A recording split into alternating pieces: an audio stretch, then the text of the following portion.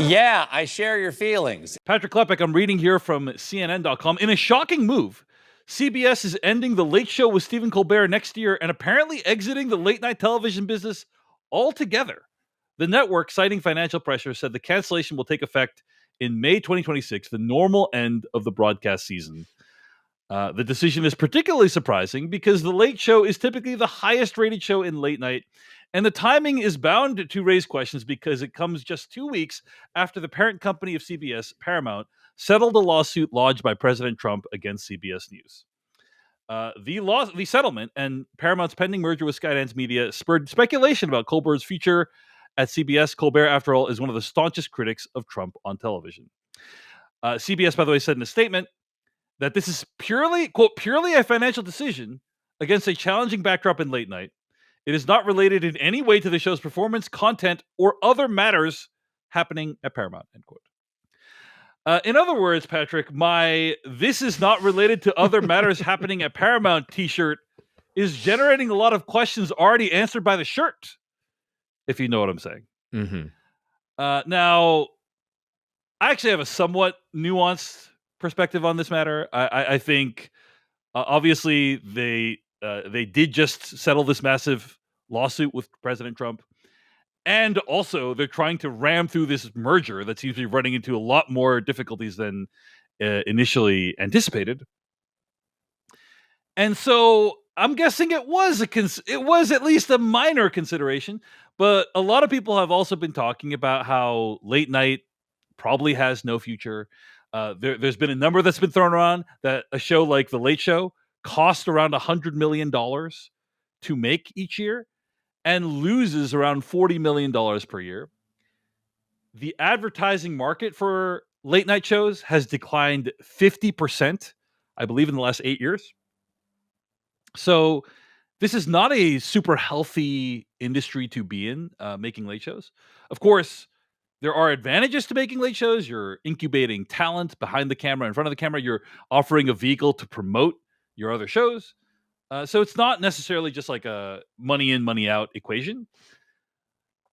And the biggest thing I think that complicates the narrative that this is purely like a political abdication is that they left Colbert on the air. Colbert is still going to be on the air until next year when his contract is over. And based on what has occurred over the course of the last few nights on his show, he is going to go scorched earth on both his parent company and this administration. So I would say that this is primarily a financial decision, and maybe as a little bonus, they got to have some ease of like easing through this merger, and that the merger and the settlement played some factor in it, but was not the primary factor. That's kind of what my conclusion is after seeing everything that's played out over the course of the last few days. Patrick Klepek, curious, what are your thoughts on what's going on? Yes, I like both do and don't buy into the conspiracy. I think I settled pretty close to where you are, which is like it's a convenient sacrifice to make for two reasons. One, sounds like financially, like the books were complicated, right? Like I do think your point of making like, hey, sometimes a thing doesn't have to be profitable to be worth doing. And absolutely. I don't mean that in the altruistic... For instance, decoding TV. No, I'm just joking. I don't mean that in the altruistic, like make art for art's sake sense, but like exactly you're talking about, like bringing talent through to like promote others. Like that is free advertising that is not baked into the books that they are talking about here. And so I think those are like worthy points. That said, broadly speaking, like Late Show as a format is dying, is not appealing to younger audiences. And the stuff that is appealing or hits with younger audiences is Jimmy Fallon, like laser targeted, like we are doing a show that is going to be diced up for YouTube Reels and TikTok. And we produce it on a Hollywood set. Some people watch it there. But the measure of success of the show is actually in its virality and how it propagates elsewhere in different social spheres. And that's just not something that, like, Colbert Show just doesn't operate in that sphere. Even like the political commentary that he does is not like some of his contemporaries, like The Daily Show or why am I forgetting the other John HBO Oliver show, John Oliver, which John Oliver structures his commentary and reporting and insight in a way that can also be diced up. And again, it's not it understands the ecosystem it exists in and tries to do good work within that ecosystem. And this pains me to say, we brought it up before, like, I think like the fall of Stephen Colbert as a political commentator, like, he's extremely boring and safe and dad-like. He appeals to resistance Twitter, and I think he's like, his fall from where he was, like when he was doing the Colbert Report on Comedy Central, has been a profound disappointment for me, who used to look at Colbert as like one of his favorite comedians and thought he had a very sharp insight that was very contrasted to Stewart's, like, I'm just going to show hypocrisy and like wag my finger at it. Whereas like Colbert is setting up like super PACs and like actually doing the sort of work that really like showed in action the problems in our political structure and society. And now these days he sort of says Trump bad, which is being reductionist, but like I have not found his insider commentary to be particularly interesting for a very long time. All that said, one of my favorite eras of late night was, even as it broke my heart, was NBC taking away The Tonight Show from Conan O'Brien, because the era in which he went scorched earth against NBC was some of my favorite television ever. I think I might be getting the exact parts of the bit wrong, but there was an instance where Conan was just spending the budget to spend the budget because it had already been allocated. They couldn't take it away. Yeah. I remember there was one that was like, they just bought a car and brought it out. And they showed the car. And he's like, is there a bit? No. We bought a car. Here's a car. And that's incredibly funny. And so I am interested, and I hope that maybe this era of Colbert, like, I don't know, kind of lights a fire under his ass. And like, I'm curious to see what form and shape the show has in, you know, its final run. Like, what does he choose to do at that time? Where does he choose to point his criticism? Like, how sharp does that criticism get? He's a really good conversationalist. I just don't really, that's not what I tuned into him for, which is part of an extension of my disappointment in what he chose to do with his night show. But I know you and I may differ a little bit. Well, I just want to defend Colbert a little bit. I mean, where we agree is that his work on the Colbert Report was genuinely groundbreaking. I mean, it's just super incisive, amazing satire. To this date, probably the best work of his career. So, like, no disagreement there. And on the Late Show, he's fine. You know, he's not bad. And he has, in recent years, fully embraced the kind of left-leaning commentary position that I think is true to who he is. But you're right. It's not as great as it was, but I wouldn't describe it as bad. Like, Stephen Colbert walked so Nathan Fielder could fly a 747. Like, there are direct lines between, like, the groundbreaking like work that Colbert was doing before that. You know, again, we all get older, we all get softer, and I guess I don't know. That is where my disappointment comes from. Yeah, I mean, it's just not for me anymore. Basically, I agree with you about how good it was. I disagree with you about how bad it is now. Like, I think it's not terrible, but it's just doesn't have as hard of an edge as it was on the Colbert Report. So you and I agree on that for sure. Generally, like, that is the concept we're at. Other things to also point out that I think are relevant in this situation, right, are that Colbert is not like Fallon and Kimmel in terms of how the network uses him, right? Fallon is a part of the fabric of NBC, and you know, you can see him in theme parks, and you can see him in advertisements for other things, and as you said, also like significantly more viral in many ways than Colbert online, right? There's a whole online ecosystem around Fallon. Ditto Kimmel, I would argue, less so about the online stuff, but Kimmel's hosting the Oscars. Kimmel's hosting other things, right? Colbert is not really the face of the network like he is for those other things. And so, like, there's complex factors. I do think it's shocking that they're just canceling the show altogether. You know, that is a little bit of a shock. CBS has already pulled out of the like late night show. With Taylor Tomlinson had a show that followed Colbert, and then she left, and they didn't replace her. So they're just like, we're getting out of that space. So it's like, maybe they're just trying to pull out of this space altogether. That's very plausible. But yeah, as you alluded to, there are benefits to making these shows that go beyond just the money. You're incubating talent, people who are making the show, but also like people who are on your other shows. They get to appear on the show, and you get to like introduce them to the world in a different way. Now, of course, with social media, you don't really need that anymore. But hey, it's still a function that these shows serve. But anyway, I guess I'm saying all this to say it's complicated. It's not just, oh, hey, they bowed to political pressure and that's it. I think that's definitely part of the equation.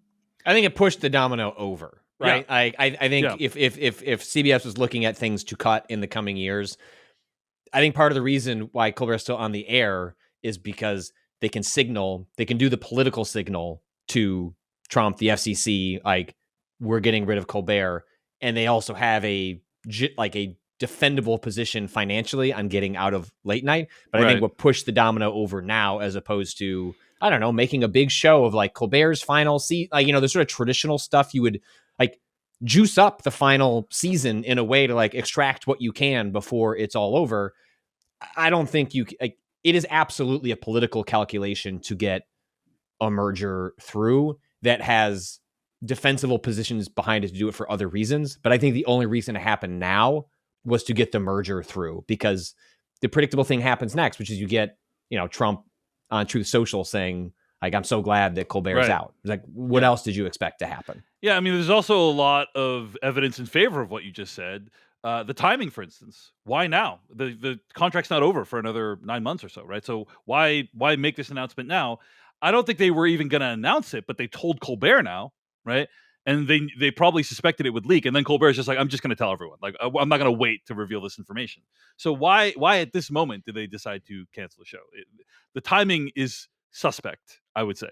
Yes. Also, why no in between steps, right? Why not, hey, we're going to replace Colbert? Why not, hey, we're going to why not let's try to cut down on the cost. Let's make it only one night a week. Let's have Colbert one night a week and do other things. Like Seth Meyers dropped the live band shtick that is like, and that was a way of like reducing costs of his show. So like there are ways to do it. They just jumped immediately to cancellation, which is, again, I would actually say that's in favor of the financial argument, the financial argument rationale, because if it was just political, they would have just been like, oh, let's just replace Colbert and get someone else on there. But like, they're just like, we are getting out of the space altogether. I don't think Donald Trump was like, cancel the show completely. Like, I think he would have been like, get rid of Colbert. I don't like Colbert on there. But like, would he really want the show to be this show has lasted for decades. I don't know. Maybe he made that demand, but I don't know. I mean, Trump is literally out there this week saying that he is going to meddle in the Washington Commanders having a new stadium if they don't go back to a racist caricature name. Fair. So do I think he said that literally? Probably not. But is it in the realm of possibility? Yeah, the man is out there saying a baseball team and a football team, it was better when they had racist logos. Like, I really think we should do that. So I think what you're saying is there is no minutia that is that can escape his no, unfortunately, like, the necessarily. possibility space is so wide at this point that while my gut tells me no, he didn't like say to like, was like Summer Redstone, like, get rid of Colbert, or else I'm going to tell the FCC to not put this through. At the same time, evidence to the contrary, like manifested this week, literally over a potential stadium deal. So, his pettiness knows no bounds, which I think complicates and adds to the, I hesitate to use conspiratorial, but the convenience of what rich institutions would do in order to further enrich themselves. A couple of final things to mention about this topic. I mean, we've already discussed this topic in the past, and I don't know that we need to belabor the point, but it is worth just restating that the function of the Late Show and shows of its ilk is extremely limited in the TikTok era, right? Like, anyone who's even moderately famous can pick up their phone and say, "Hey, I was an extra in the background of Chicago Fire. Here's what it was like to shoot on the day of," and that will get like 8 million views, right? And it's like, okay, well then, do you really need to have this whole show where you pay a crew of 200 people several nights a week to come and interview people? Like, it just feels very, very outdated, and that it's on the way out anyway. So Well, look at Conan, right? Like Conan, gets pushed out of NBC, goes and does I don't know how we judge in retrospect, like his run on TNT, right? Wasn't that where he had the follow up show? TBS. TBS. I knew it was a T. Like kind of did Yeah. the same thing that he'd been doing before on a more modest budget. But like the spot where Conan has actually ended up is like the best possible use of his talents, which is he's a wonderful conversationalist, a great improviser. And so he has, I don't listen to it regularly, but like I find myself watching clips and segments all the time from like his like Team Coco or whatever they call it podcast. And then he also has some of the best segments from his show, the most expensive ones, where he would go and do like travel logs. And he has like Conan Must Go. And it's like he has a whole show based on just that concept, right? So, and he's ended up in a place where it's like his best talents have now been utilized properly in the ecosystem. And I have to imagine it's also way less work. Not that like Colbert or Conan are late, but I just mean when you talk to like interviews with anyone who's done a late night show, it is a grind to do those shows. They're day doing in 40 and day weeks out. a year. They're doing 40 weeks a year, multiple episodes a week. Hundreds and hundreds and hundreds of hours of programming. By the way, that has limited utility beyond the United States and specifically in that moment, right? Right. A lot of it is time-based, right? So it's not like this work lives on forever and it's, I mean, it does on YouTube and in other ways, but it's not the same as making Stranger Things. You know what I'm saying? So, anyway, I agree with you that and a lot of the work is now in podcasts. Like what they were doing anyway is basically what podcasts are today. And podcasts are a better version of the late night interview because they can last for 7 minutes long. Yeah, they can last for 90 minutes. And you can really get to know someone, right? So I think you're right that every little component of what these late night variety shows has already been split off into another thing that is much better than what the late night show is, right? Right. The interview, the music video, the travel segment, the remote segments, right? Like all that stuff can be done better in other formats. Skits, and comedic bits, all that stuff still exists and just in different forms. And it'll be interesting to see what Colbert. I don't expect him to retreat from public life. It seems like doing this sort of work, however it manifests. I suspect there will be another act to Colbert. But Stewart's kind of a failure post Daily Show, right? Like does the Apple TV show that kind of doesn't really go anywhere, then retreats back to a version of the Daily Show. Conan sort of silos a bunch of his different work into different sort of ideas. That's all been a huge success.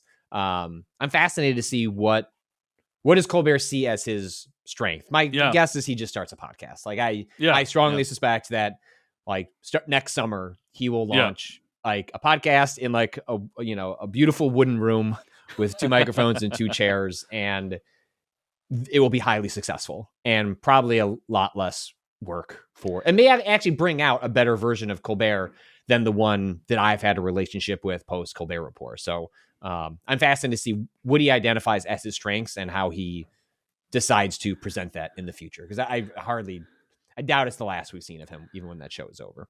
Yet again, you are making me defend Jon Stewart and his acolytes, Patrick Klepek. According to this article in Deadline from July, The Daily Show has hit a 10-year ratings high. Stewart's return to rating success has been well documented, but what might be surprising is that The Daily Show just scored its biggest quarterly share in 10 years, end quote. So I'm just disputing your notion that it's a fail, like him returning to the show is a failure. Maybe I think it's creatively it's a failure. That's what I mean. In your that's opinion. what I mean. I don't mean that the Daily Show isn't popular, but I mean he left and then came back, and that is a sign of something. But part of that was the grind. He was making 4 shows a week too at that point, and he's like, I don't want to. I want to like live my life and get to know my family, and so. I don't know, man. I mean, look, it's not like I watch the Daily Show regularly. I watch it occasionally. I always enjoy a good Jon Stewart rant, but I would not describe his return to the Daily Show as a failure personally. However, that brings me to my final topic on this matter, which is we will find out very soon, I suspect, whether this was actually politically motivated. And the next domino to fall, I think, would be Jon Stewart at the Daily Show, right? Because CBS, Paramount, Viacom, it's all the same company. Mm-hmm. And so if we hear that Jon Stewart's position is impacted, the Daily Show is impacted in a major way, then I think we can really start to conclude that, okay, maybe this, especially all happening in this time frame, then I think we can really start to conclude, okay, maybe political considerations are a larger part of the mix than we had originally suspected. We'll see. We don't have an inkling that might happen yet, but for now, Patrick and my position on this is primarily financial considerations, and yes, the political considerations made it super convenient to act on those financial considerations, kind of thing, right? Yes. But whether it's the politics will continue to have a place, let's find out what happens to Jon Stewart. I will say, Patrick Klepek, that just as a general matter, it is somewhat distressing that we had a guy who was really, really critical of the administration, aka Stephen Colbert, who is now no longer, will no longer, or in 9 months or whatever, will no longer be on the air. And whether it was politics or finances, I do think it's a sign of a healthy democracy when your late night show host can make fun of the president or the person in charge. And it's a bummer that one of those voices has now been taken out.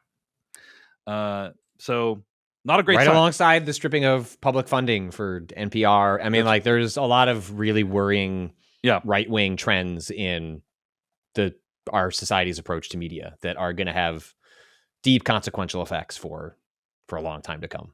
Yeah.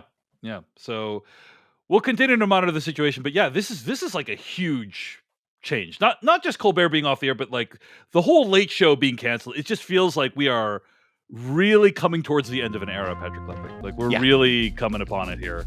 And this is the latest sign that that's what's happening. Hey everyone, David Chen here. Thank you so much for watching that video from Decoding TV. If you want to get an audio version of the show, all you got to do is go to podcast.decodingtv.com. And if you want to support what we do, get ad-free episodes of the podcast and also bonus episodes of the podcast, go to decodingtv.com and become a paid member. Of course, you can also like and subscribe for more. We appreciate it. Thanks. See you later.